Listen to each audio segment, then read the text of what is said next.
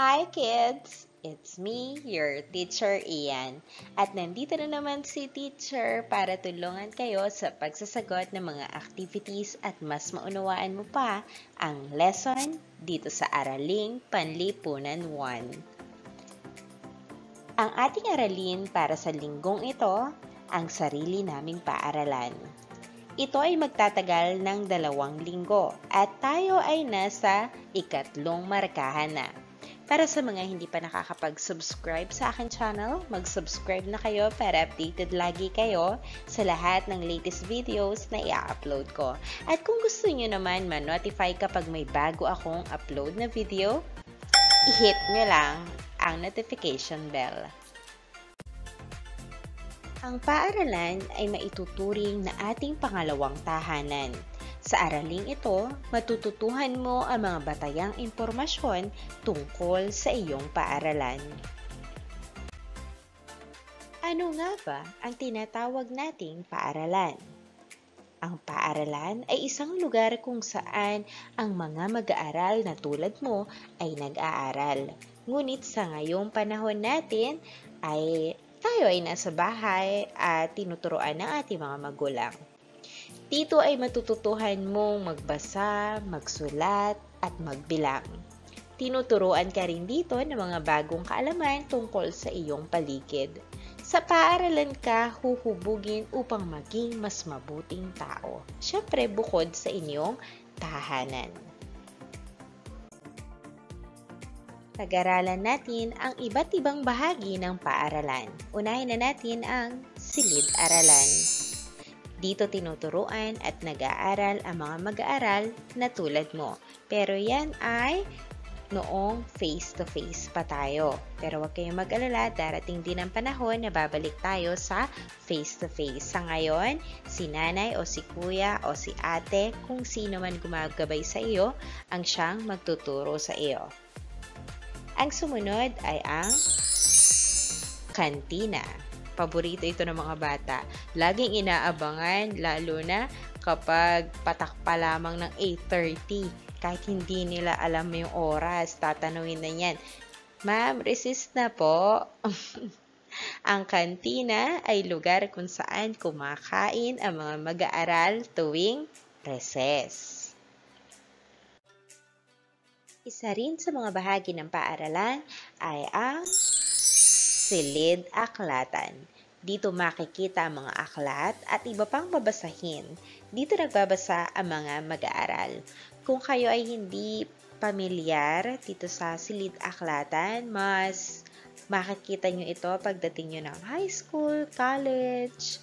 Kasi ngayon, di ba nga nasa bahay tayo, at kapag elementary, do meron silid-aklatan sa paaralan, mas sanay tayo na kapag gagawa ng assignments ay sa bahay, di ba? Sapagkat nangangailangan tayo ng gabay ng ating mga magulang sa pagsasagot nito. Ang sumunod ay ang palaruan. Ayan, isa sa masayang bahagi ng paaralan para sa mga bata ay ang palaruan. Hindi man lahat ng paaralan ay mayroong palaruan. Meron pa rin naman na tinatawag na bulwagan o ito yun dun sa may court kung saan pwede rin naman maglaro ang mga bata kapag walang klase. At hindi lang yun, tuwing oras ng PE, diba? Doon tayo nagsasagawa ng mga activities natin sa PE. Ano nga ba ang palaruan? Ito ay isang bahagi ng paaralan kung saan pwedeng maglaro ang mga mag-aaral. Nagmula doon sa salitang laro, di ba? Palaruan. Ano ang dapat tandaan kapag naglalaro?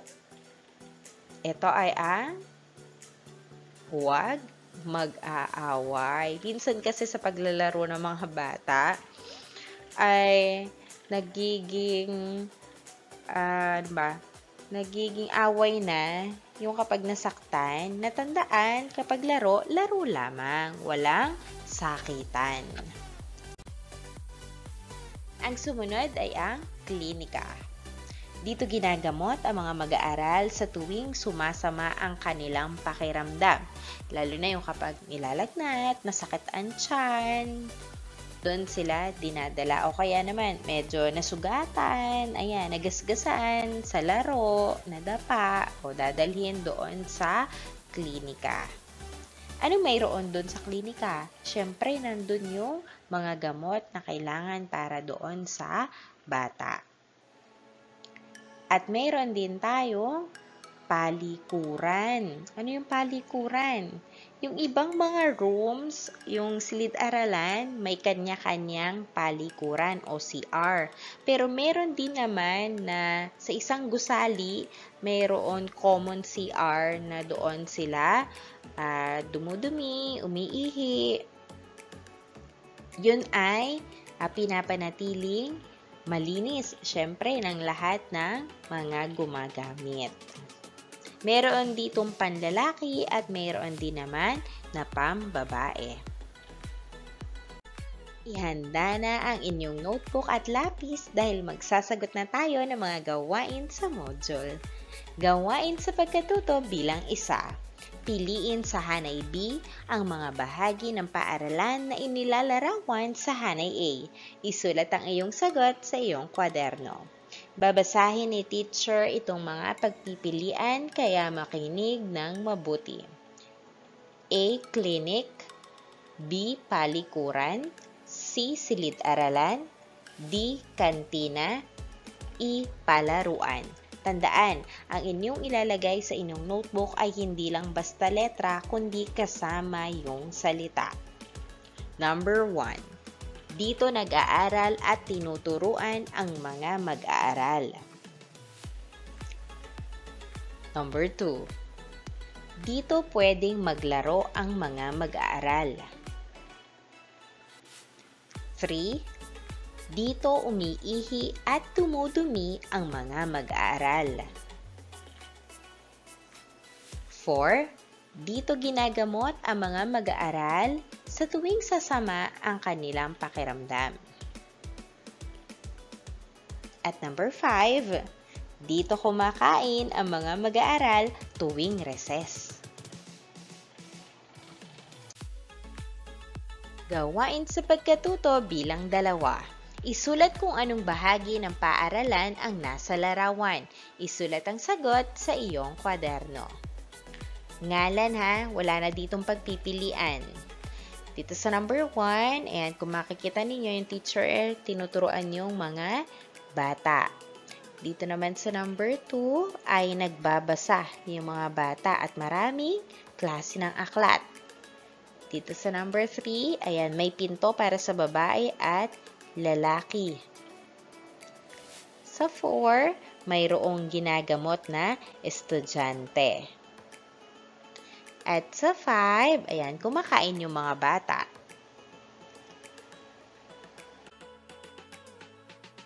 Gawain sa pagkatuto bilang 3. Piliin ang titik ng tamang sagot. Isulat ang sagot sa iyong kwaderno. Letter lang ang isusulat dito sa ating GP3. Number 1. Niyaya ka ng iyong kaklase na si Kesa na kumain habang recess. Saang bahagi ng paaralan kayo pupunta? A. Palikuran, B. Klinika, C. Kantina, at D. Silid-aralan. Number 2. Ito ay isang lugar kung saan natututong magbasa, magsulat, at magbilang ang mga mag-aaral na tulad mo. A. Simbahan, B. Paaralan, C. Palaruan, at D. Palengke. Number 3. Biglang nadapa at nasugatan ang kaklase mong si May habang kayo ay naglalaro. Saang bahagi ng paaralan dapat pumunta si May upang ipagamot ang kaniyang sugat? A. Klinika, B. kantina. C. Silid-aklatan. D. Silid-aralan. Number 4.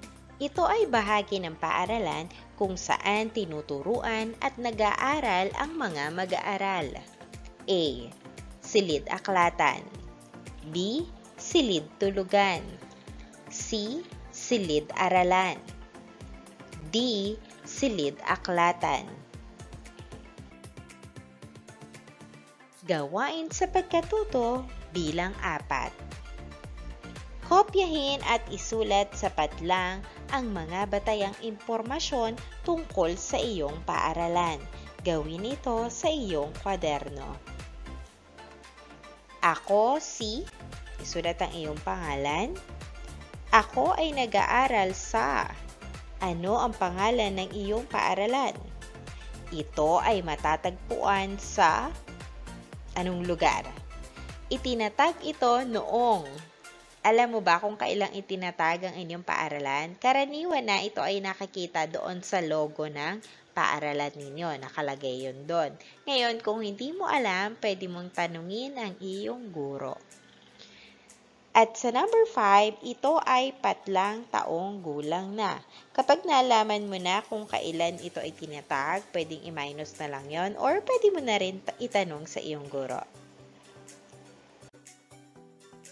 Gawain sa pagkatuto bilang 5. Gamit ang lapis, iguhit sa iyong kwaderno ang iyong paaralan. Okay lang simple, basta gawa mo.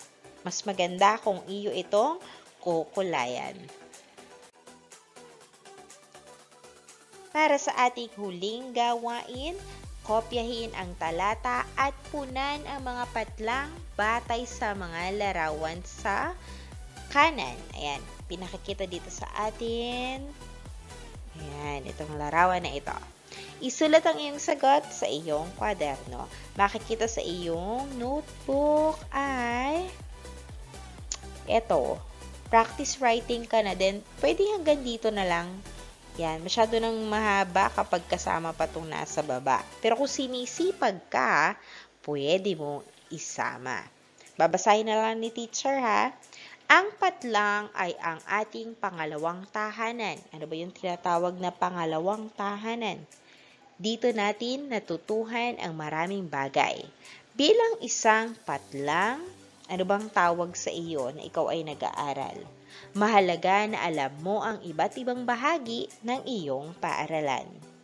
Ang mga bahaging ito ay dapat panatilihing maayos at malinis upang ang mga mag-aaral na tulad mo ay makapag-aral ng mabuti. And that's it. Thank you for watching, kids. See you in my next video. Goodbye!